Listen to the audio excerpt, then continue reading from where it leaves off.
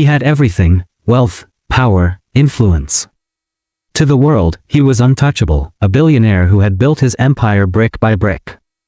But in one night, it all slipped through his hands. A single decision, a single moment, and the contracts that once fueled his fortune vanished like smoke in the air.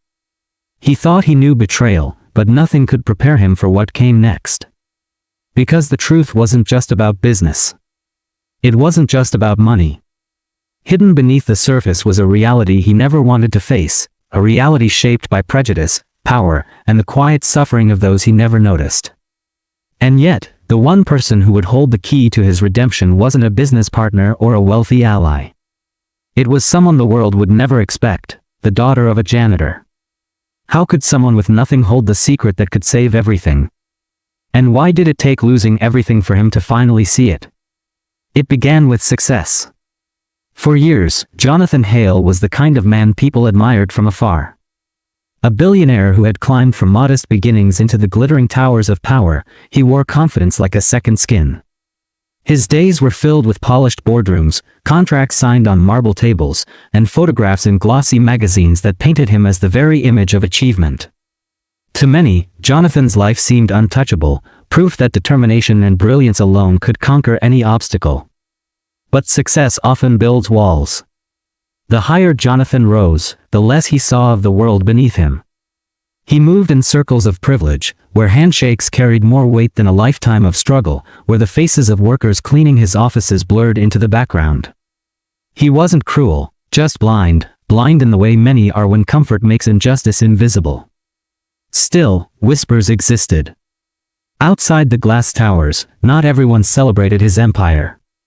Competitors envied him, communities questioned him, and within his company, some believed opportunity was not equally shared. It was the kind of quiet tension that never makes the headlines but grows in shadows, waiting for the moment to break into the light. Jonathan, however, believed his fortress was secure. He trusted the contracts locked in his vaults, the partnerships inked in his ledgers, and the carefully managed image of power that shielded him. What he didn't realize was that the very foundation of his fortune sat on ground more fragile than he could ever imagine. The night it all began, the city seemed ordinary. Skyscrapers lit the horizon, the hum of traffic filled the streets, and inside his office, Jonathan reviewed yet another multi-million-dollar deal. Papers scattered across his desk, his pen traced signatures without hesitation, his thoughts already on the next meeting, the next triumph. But beneath the surface, something was shifting. Forces he couldn't see, resentment, prejudice, hidden biases, were aligning against him. And when the blow finally came, it wasn't loud. It wasn't a dramatic explosion or public scandal. It was quieter, sharper, the sudden loss of a contract he had counted on, a single piece of paper that dissolved millions of dollars in an instant. At first, he brushed it off as bad luck, a minor setback in a life that had been nothing but forward momentum. But setbacks have a way of multiplying, and this one would open doors he never knew existed. Because in the fallout, Jonathan would come face to face with a truth he had long ignored, that wealth doesn't shield anyone from prejudice, that power cannot erase the invisible lines society draws, and that sometimes, the people we overlook carry wisdom that no amount of money can buy. Far from his world of luxury, another life was unfolding. In the dim halls of his corporate building, a janitor scrubbed the floors Jonathan's shoes would never touch. His daughter, young but fierce in spirit, grew up watching the world treat her father as invisible, even as his labor kept the empire standing. She saw things Jonathan never noticed, the looks, the dismissive words, the quiet ways racism stained every opportunity. Their worlds had never collided. To Jonathan, they were background figures, part of the silent machinery that made his empire function. To her, Jonathan was a symbol of everything she'd been told she could never reach. But destiny has a way of crossing paths at the most unexpected moments. The night Jonathan lost his contract was not just the collapse of a deal, it was the opening act of a story that would unravel his illusions, strip him of his pride, and force him to see the humanity he had ignored. And in that unraveling, the janitor's daughter would emerge, not as a shadow, not as background, but as the unlikely keeper of a secret powerful enough to save everything he was about to lose. What Jonathan didn't know was that his downfall was only the beginning. The fall didn't come all at once. At first, Jonathan Hale thought the lost contract was a fluke. A competitor had swooped in, he reasoned, or perhaps the client had simply changed course. In business, losses happened, and Jonathan was a man who prided himself on bouncing back. But then came the second cancellation. And the third. Deals he had nurtured for years, worth millions, began unraveling in his hands as if they had been fragile threads all along. At first, Jonathan blamed strategy. He ordered emergency meetings, barked at his managers, and demanded explanations. But behind the closed doors of boardrooms, he began to notice something he had never paid attention to before: the silence after his name was spoken, the sidelong glances, the coded words in polite emails that hinted at something deeper than contracts. It was in one of those meetings, a gathering meant to salvage a partnership with an influential investor, that Jonathan first saw it clearly. He entered the room in his tailored suit, shoulders squared, expecting the usual routine of negotiation. But the investor's eyes never softened. His tone was clipped, dismissive, his handshake lingering just long enough to register disdain. The contract wasn't just lost, it had been pulled deliberately. Jonathan pressed for answers. The man leaned back in his chair, gave a half smile, and said words Jonathan would never forget: "Some people just don't fit the image we're looking for anymore." It wasn't said outright, but the message was unmistakable.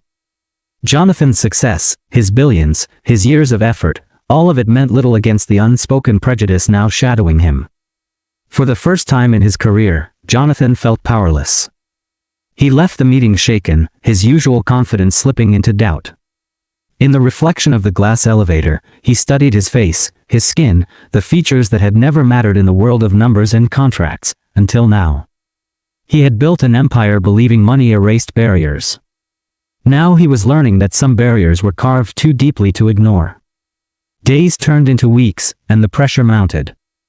Articles appeared questioning his leadership, whisper campaigns spread in financial circles, and colleagues who once courted his favor now avoided his calls. The walls of power that had once protected him began to close in, suffocating him in a silence more dangerous than open hostility. Jonathan fought back, trying to remind himself of the man he was. He doubled his efforts, worked longer hours, and refused to show weakness. But late at night, when the city's lights glimmered like distant stars, he felt the gnawing truth: he was being dismantled, not because of mistakes, but because of something he could not change. And then came the moment that stripped him bare. One evening, after another exhausting day of calls that went unanswered, Jonathan lingered in his office long after the staff had gone. The building was quiet, the kind of quiet that magnified loneliness. As he walked through the empty hallways, he passed a janitor buffing the floors. Jonathan had seen him countless times but never spoken more than a nod. That night, however, the janitor's daughter was with him. She was sitting cross-legged on the floor with a notebook in her lap, scribbling furiously, her eyes sharp with determination. When Jonathan's footsteps echoed, she looked up, meeting his gaze with a confidence that startled him. "Long night?" she asked softly, her tone free of deference. Jonathan hesitated. He wasn't used to being addressed so casually, especially not by someone so far outside his world. But there was something in her voice, steady, unafraid, that held him. He gave a tired nod. "Something like that." She studied him for a moment, then said something that unsettled him: "You're learning what we've always known. Doesn't matter how much you achieve, some people will always decide you don't belong." Jonathan froze. The words landed with the weight of truth he didn't want to admit. He wanted to dismiss her, to retreat into the comfort of denial. But he couldn't. The pain in her eyes mirrored the confusion in his own heart. That brief encounter stayed with him. Over the next few days, he found himself noticing things he had ignored before: the way security guards eyed employees of color more closely, the way executives spoke over certain voices in meetings, the way the janitorial staff moved like shadows, unseen but essential. He began to see the invisible lines drawn across his empire, lines he had never crossed because he had never needed to. The tension escalated when a rival executive publicly accused Jonathan of mismanaging diversity in his company. Headlines splashed across media outlets, painting him as a hypocrite, a leader blind to inequality. The irony stung: he was being punished both for his identity and for failing to recognize the struggles of others. The pressure became unbearable. Protesters gathered outside his headquarters, demanding change. Investors threatened to withdraw unless he proved his company valued equality. Jonathan stood at the center of a storm he didn't fully understand, his once unshakable empire crumbling under the weight of both prejudice and accountability. And yet, through the chaos, the janitor's daughter kept appearing, quietly, almost like fate. Sometimes in the hallway, sometimes at the edge of protests, always watching. Her presence became a haunting reminder of the truth he had long ignored. One night, when Jonathan thought he couldn't bear another headline, he found her again, this time in the lobby as the building emptied. She looked at him, her gaze steady, and said, "You can't fight this storm the way you've fought everything else. Power won't protect you. Money won't save you. But there's a secret, if you're willing to hear it." Jonathan's breath caught. For the first time, he realized the answers he sought might not come from the powerful boardrooms he once trusted, but from the very voices he had overlooked. But what secret could she possibly hold? And could it really be enough to save him from the forces determined to tear him down? The storm that had been building finally broke. Jonathan Hale arrived at the shareholders' meeting expecting hostility, but not the kind that waited for him. The conference hall, once a space where applause greeted his presence, was now thick with suspicion. Cameras clicked, reporters whispered, and executives sat with arms folded, their eyes sharp as knives. Every screen in the room displayed headlines questioning his leadership, his integrity, his very right to stand at the head of the empire he had built. He took his place at the podium, hands gripping the edges tighter than he meant to. The microphone hummed. For a moment, the room was silent. Then the questions began, fast, merciless, cutting deeper than numbers or strategy. Why have so many minority employees filed complaints under your leadership?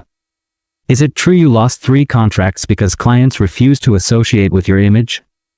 Do you believe your success is sustainable when your name itself has become controversial? Jonathan tried to answer, his voice steady at first, but every word felt smaller against the rising tide of doubt. He spoke of resilience, of vision, of the billions he had generated. But the faces in front of him remained cold. They didn't want numbers, they wanted blood. And then came the moment that stripped away the last illusion. An investor, powerful and unapologetic, stood and spoke words Jonathan would never forget. "You can't lead us anymore. Not like this. Not with the kind of face that invites protest instead of progress." It wasn't coded. It wasn't hidden. It was raw, unmasked prejudice spoken into a microphone, broadcast to every screen in the room. Gasps rippled through the crowd, but no one challenged it. No one stood in his defense. Jonathan froze. His entire body went cold. For years, he had believed wealth built a shield strong enough to protect him from the ugliness of discrimination. But here it was, striking at the peak of his career, in front of cameras, reducing everything he had achieved to nothing more than the color of his skin. The meeting dissolved into chaos. Reporters rushed forward, executives muttered, shareholders exchanged glances that sealed decisions without words. Jonathan stumbled out of the room, his chest tight, his world spinning. The empire he had built brick by brick was collapsing, not from poor strategy or financial failure, but from a prejudice he could not control. By the time he reached the lobby, the protest outside had swelled.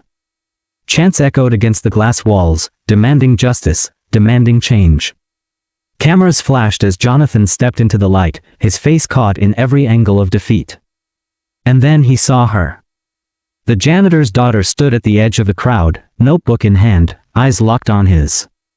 She didn't look at him with pity, but with a fire that both unsettled and steadied him. As the chants grew louder, she moved forward, her voice cutting through the noise. "You see it now, don't you?" she said, her words meant only for him, though the crowd roared around them. "Power can't hide what's broken. Money can't erase what people refuse to see. But you don't have to be their victim." Jonathan's throat tightened. "What choice do I have?" he managed, the weight of despair pressing down on him. Her gaze didn't waver. "The choice to listen. The choice to let the truth be your weapon instead of your weakness." Before he could reply, a sudden surge in the crowd sent shouts echoing across the plaza. Protesters clashed with security, cameras zoomed in, and Jonathan found himself caught in the center of a storm that was no longer about contracts or business. It was about identity, dignity, survival.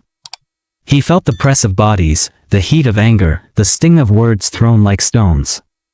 Fraud. Hypocrite. Sellout. Each accusation cut deeper, not because they were true, but because they revealed how little control he had over his own story. Security tried to pull him back, but the crowd pushed harder. Jonathan stumbled, the world tilting as fear clawed at his chest. For the first time in his life, he felt truly vulnerable, not as a businessman, not as a leader, but as a man who could be broken, erased, forgotten. And then, through the chaos, the janitor's daughter's voice rose again, clear and unshakable. Tell them the truth. Tell them who you are. Stop hiding behind what they want you to be. The word struck him like a lightning bolt. His entire life had been a performance, polished speeches, curated images, handshakes with those who never saw him as equal. He had built walls of power to avoid showing weakness. But now, weakness was all he had left, and maybe, just maybe, that was the beginning of something stronger. He climbed onto the steps of the building, his chest heaving, and raised his hands. The crowd quieted, cameras aimed, the world waiting. For a moment, time itself seemed to pause. Jonathan's voice trembled at first, then steadied with each word. You think I built this empire without struggle? You think success erased the hatred I've faced? No. Every step, every deal, every victory was a fight, not just against competition, but against the silent walls built to keep people like me out. And now those walls are here, in front of you, trying to break me. But I won't let them. Not for me. Not for anyone who comes after me. The crowd erupted, some in support, others in anger. But the silence inside Jonathan broke. For the first time, he wasn't hiding. He wasn't pretending. He was standing in the raw, unfiltered truth of who he was. And in the corner of his vision, the janitor's daughter nodded, her fire now mirrored in his own. But the battle was far from over. Because while his words sparked hope in some, they ignited fury in others. The investors were already plotting, the media sharpening their knives, the powerful preparing to strike harder than before. The real question wasn't whether Jonathan had spoken the truth, it was whether the world was ready to hear it. And as the chants rose once again, louder, fiercer, impossible to ignore, Jonathan realized the fight ahead would cost him more than money, more than status. It might cost him everything. The days following Jonathan Hale's public stand were unlike anything he had ever experienced. For years, he had been praised, courted, celebrated, a man whose success spoke louder than his identity. But after the moment he chose truth over silence, the world split around him. Some applauded his courage, calling him a voice for change. Others condemned him, branding him reckless, divisive, even dangerous to the very empire he had built. Contracts evaporated. Investors withdrew. Media outlets dissected his every word, twisting some into weapons, elevating others as rallying cries. He became a symbol, whether he wanted it or not, a man caught between ruin and redemption, standing in the fire of a conversation much larger than himself. But amid the chaos, something unexpected began to stir. Employees who had once felt invisible started stepping forward, sharing their own stories of prejudice, bias, and silent humiliation. Janitors, assistants, managers. All voices that had been pushed into the shadows found strength in his defiance. For the first time, they believed someone at the top had seen them. And at the center of this awakening stood the janitor's daughter. She was no longer just a bystander in Jonathan's life. Her words had unlocked something in him, and now they guided him toward a path he had never imagined. She reminded him daily that his fight wasn't only about reclaiming contracts or rebuilding wealth, it was about dismantling the very structures that had tried to erase him. Jonathan began listening in ways he never had before. He opened forums inside his company where employees could speak without fear. He invited critics, activists, and community leaders to confront him, to hold a mirror up to his blind spots. Each conversation was painful, but necessary. The walls of privilege he had lived behind were crumbling, brick by brick, revealing truths he could no longer ignore. It wasn't easy. The empire he had built continued to shrink. Friends in high places distanced themselves, unwilling to be associated with controversy. Doors that had once opened effortlessly now slammed shut. Jonathan walked through fire, stripped of the illusions that had once kept him safe. And yet, something else grew in place of what he lost. Respect. Not the polished respect of business partners chasing profit, but the raw respect of people who saw him stand when it would have been easier to bow. Months later, when the protests faded and the headlines shifted to new scandals, Jonathan remained changed. The man who once measured success by the weight of his contracts now measured it by the voices he amplified. His empire was smaller, but his purpose was greater. And the world noticed. Slowly, painfully, conversations about inequality gained traction. Other leaders, inspired or pressured by his example, began to confront their own biases, their own structures of exclusion. The change was not sweeping, nor was it complete, but it was real. For Jonathan, the true victory was not in reclaiming lost wealth, but in finally seeing the invisible. The janitors, the assistants, the workers whose names never appeared in glossy magazines, he saw them now. He heard them. And in their stories, he found the meaning he had chased in boardrooms but never truly grasped. The janitor's daughter continued to walk beside him, not as a savior, not as a symbol, but as a reminder that truth often comes from the places the world chooses not to look. Her presence was proof that the most powerful voices are sometimes the quietest, the ones dismissed until they refuse to be silenced. Jonathan's life would never return to what it was.